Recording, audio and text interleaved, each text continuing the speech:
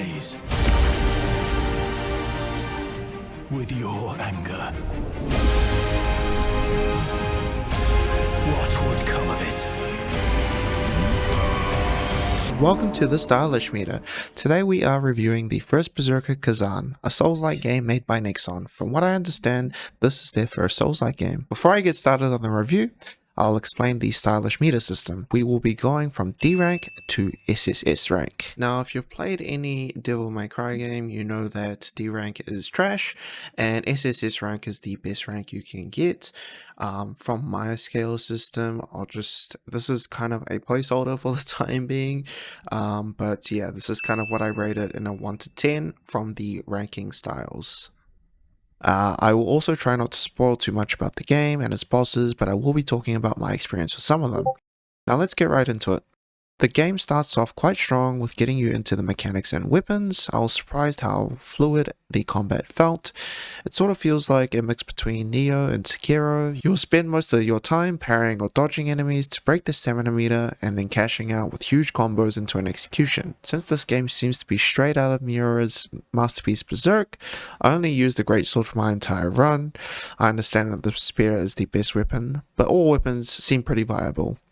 The greatsword felt really powerful, so I never got bored throughout my time using it, especially with the skills that they give you. What I found really fun is that the game lets you refund skill points without any cost, so you can basically try any skill that suits your playstyle at any point in the game, which is so good. It kind of reminds me of Black Myth Wukong, where they just let you do whatever you want at any time. So it makes the game really fun. You can try basically any skill. Any special skill, so that's really good. There's also a gear system that gives you bonuses if you complete the set, and you basically spend your souls, or they call it lakrima here or whatever, to level up your character. And there's 5 different skill slots. If you've played any Souls game, you know exactly what these skills do. It's all just stamina recovery, guard damage. It's just basically anything you do in the game goes up. But yeah, there is scaling too for your weapons, so you want to basically make your build towards the weapon you're using, and there is an item in the game that lets you actually refund that stuff. So yeah, you can, it's not too hard. I think gold was pretty easy to come by throughout my time playing it, so I thought it was good. But yeah, you can just basically level up your character like any other one. And then yeah, the gear system itself, they all have random attributes. I think when they get high enough, they have fixed attributes. So you can basically mix and match sets that complement your weapons. So I was basically looking for anything that had greatsword on it. And sometimes the game would just give me spears and dual wield axes. And I'm just like, where's the greatsword? I'm looking for that. So yeah, that was fun. Now, how's the difficulty? I play this game in the default difficulty, which is normal. I didn't use any spirits either, so it was hard, but not too hard where I felt like, oh my god, this is impossible. Like Lixasia from Liza P, like that almost broke me. Nothing felt on that level of like cheap, but it just felt like this is hard, but it's beatable, which is a good balance. I really enjoyed that aspect of it, and they also were super generous with the runbacks. The runbacks, most of it is just like, you're right outside the door. Basically, when you respawn, you can go straight back into the fight. There's no cutscene, you're straight back into it, which was so... I absolutely love that they did that, just to get over the tediousness of running back to the boss, which is so good. And you also, when you fight the boss, every time you parry or do stuff in the game, it also gives you souls. So you're basically getting stronger as you're fighting the boss, even though you're losing to the boss, which is nice, because then you can just slowly level up and get stronger as you fight the boss. Another thing I really loved about the bosses, they all seem fair, but also at the same time, if some of the bosses would get staggered with your hits, and if you're able to stagger them, you could basically just combo them until you run out of stamina, which felt so good. Every time you drain the stamina or get a hit stun, you would just go ham until you run out of stamina, execute, which gives you all your stamina back, and then just keep fighting them until you get that chance again. Later in the game though, there is some bosses that make you play entirely differently. Some of the bosses will have status effects, some of the bosses will have shields where you can't really combo them as long, which is annoying, but it makes sense to make it harder. But it's fine. I will say some of the bosses, when they have those status effects, it's kind of hard to tell, should I be parrying, should I be dodging? Like, some of the effects are just, you just don't understand what you're meant to be parrying or not. But that's fine, that comes with time, so that's fine. I felt like all the bosses itself were also really good. I don't think I hated one boss who felt dumb, which is rare, extremely rare, that's good. The game's doing what it needs to do. Let's talk about art style and sound design. Pretty straightforward. It's got a very anime art style. It's the backdrops, they look amazing. They're straight out of a Berserk manga. That's all really good, nothing unique, just really well done, clean. Same for sound design. Every clang, every parry, every attack, everything feels like it hits really hard, and it feels so satisfying to pull off when you actually play the game. The same thing goes for the music. The music is really good. I think there were two boss fights that kind of blew me away. It was the end boss, and there's no spoilers, I guess, maybe slight spoilers. The name is Reese. That particular boss fight, I was like, huh? I don't even want to fight the boss. I just want to listen to this track for a little bit. And I haven't really had that sort of feeling until since maybe Mog from Elden Ring, or Dark Souls 3, the DLC, Slave Knight Gale. Like, that's rare for me to just stop and wanting to listen to the music. So good stuff. Whoever did the music, I did not look it up.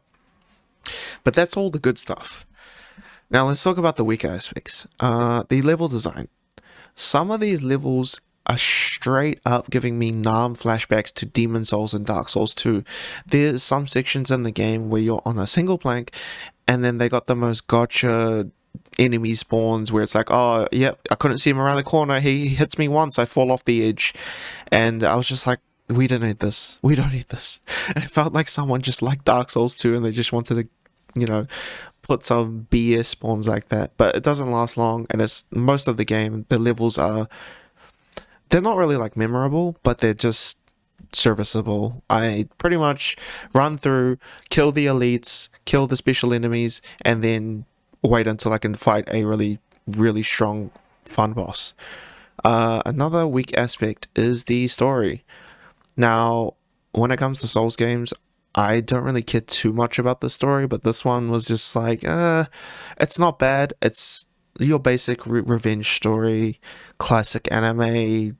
Someone betrays the general, and it was his best friend, and now he has to fight his way back, and he's possessed by a blade phantom. Those are just the cliff notes. I'm not too strong on the story side of this. I don't think it's anything special, but you're not really here for the story, you're here for the gameplay, let's be honest.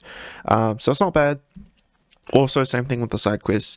I did every single one to get the true ending, and some of the side quests, they're kind of straightforward, a little bit lazy, because it's just portions of the main story quest, but it's a shortened version, and then you get to the boss and it's just a reskinned version of a boss you fought in the main story, which is not bad because the fights are fun. So that was most of the side stories, which is fine, not bad.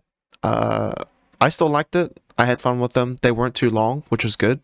But yeah, it's nothing special. The only thing I thought they really put a lot of effort into was after some of the side stories, they had like a full cutscene that was animated, drawn, that was just really pretty to look at, and it actually was pretty good. So I was like, oh, this is nice, well done.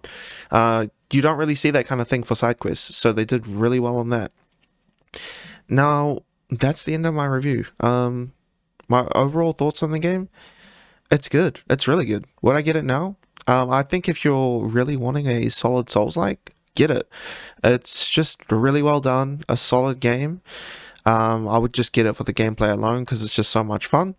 Would I say it's the best Souls-like? Not for me personally. I found Liza P better than this game, but not by much. It's like very close. But this is right below that in terms of Souls-like. I don't know what else other Souls-like I have actually played, but these two are up there. They're the only two memorable ones for me. But yeah, my rating on this game is a solid S rank. I highly recommend this game. It's not the best game, it's not a masterpiece, it's just you like Souls games, you want to have fun, you want to, play there's 3 different weapons, so if you want to play the spear, the dual wield, or the greatsword, if you're a Guts fan, if you're a Miura fan, just have to put that out there.